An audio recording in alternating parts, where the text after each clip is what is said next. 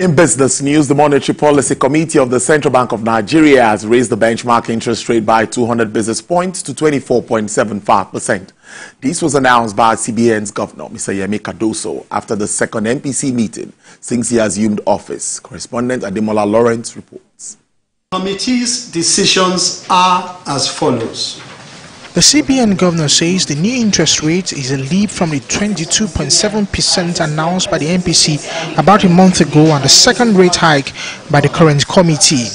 Mr. Cardoso also announced the retention of the cash reserve ratio of deposit money banks at 45%. Raise the MPR by 200 basis points to 24.75 from 22.75%.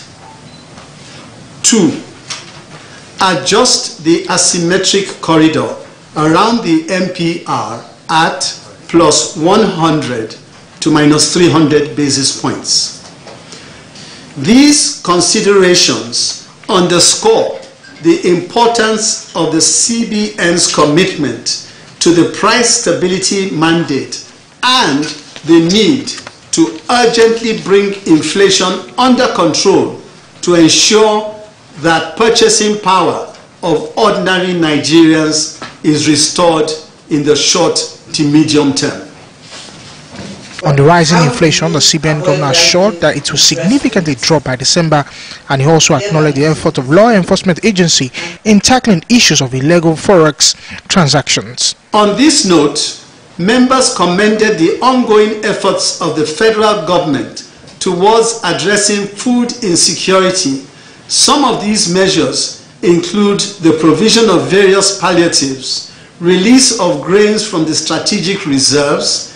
The law enforcement agencies, of course, are now looking into those transactions that are, as far as we're concerned, not valid to be paid. The next Monetary Policy Committee meeting will be in the month of May. Ademola Lawrence, TVC News, Abuja. The Standards Organization of Nigeria is taking action seizing fake and substandard tires, solar batteries and baby feeding bottles worth billions of naira. As part of its initiative to eliminate substandard products from circulation, the agency has removed the defective items from warehouses across different markets in Lagos State. Ifunaya Eze reports. Led by Director of Inspectorate and Compliance, Mr. Pius Manji, who represented the Director General, the Standards Agency's enforcement team raided warehouses across Lagos, uncovering substandard tires. These products, deemed unfit for the market, have been swiftly removed to prevent their circulation. This tire is in one container load, but because it was stuffed, in each tire, like you can see this behind me here, 4 tires stuffed into one. And these 4 tires now means instead of one container, the content of one container, you are having about 4 containers, in one. Because of what was done, the tires, in short, bulk, if not all the tires, except maybe a few that are being stuffed inside, because even those ones are forced to expand beyond the dimension, their normal dimension. Mr. Manji further revealed that the seized solar batteries, despite bearing well-known brands, couldn't pass quality tests and are deemed unsafe for public use. These are tubular batteries. We have 2 types of batteries, or 3 types. We have the tubular batteries, we have the gel batteries, which is we call the deep cycle batteries, and then we have the lithium batteries. And this brand of battery, the tubular battery, is known to be the source of tubular batteries is known to be India. Unfortunately, the person who branded this as Felicity, the person now went and packaged tubular batteries. He imported tubular batteries from whatever source. He went to China, got it, tubular batteries, which is not sourced originally from China. He got this and branded it as Felicity battery.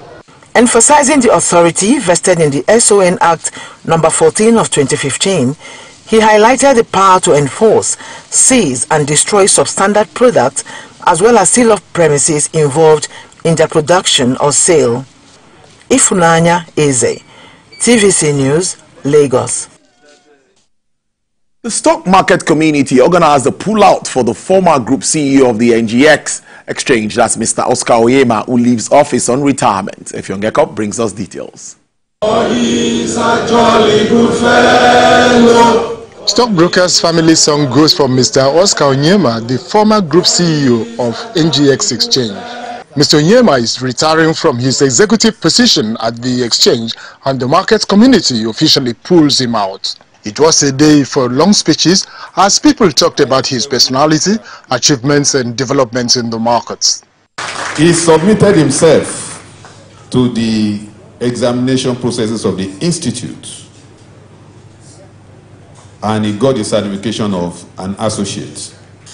And from an associate, he was uplifted to the status of fellow of the institute. Today, we have diversified from an equities-based exchange to a multi-asset exchange, trading ETFs. ETFs on the Nigerian exchange is perhaps the second largest ETF market in Africa. Mr. Oscar Oyema spent 13 years at the NGX exchange, formerly known as the Nigerian Stock Exchange. He came in when the market was in crisis. He stabilized the place and began innovative works. First, Mr. Oyema reduced rampant cases of stock frauds. He diversified asset classes of the market, making the NGX to have the second largest exchange-traded funds in Africa. Oyema linked the markets to the outside world. He trained local staff and invited brilliant minds overseas to join the exchange. Apart from growing the market index from 20,000 points to over 100,000 points presently, Mr. Oyema ensured the complete mutualization of the stock exchange. I want to share all the encomiums with the board, the executive committee, and with staff, not just the current staff, all the staff that worked with us from 2011. They're all over the world. And we've been receiving messages, and we want to just appreciate all of them. Meanwhile, on the trading floor, deals closed in red as investors sold off shares. Index of the day was down by 0.18%, stressing losses on investments. Efyongekop, TVC News, Lagos. Wishing Mr. Oyema the best as he moves on. Finally, crude oil prices was little changed today after rising in previous sessions, as investors took a more mixed view towards the loss of Russian refinery capacity after recent Ukrainian attacks, though a slightly weaker US dollar offered some support. US West Texas Intermediate crude rose to sell at $82.03 with an uptick of 0.10%. Brent also recorded an upward price margin of 0.08% to sell at $86.82 per barrel. Bonny Light sells at $88.52 with an upward price review of 1.21%. And for the OPEC basket, dealers are offering $84.88, down 0.79%.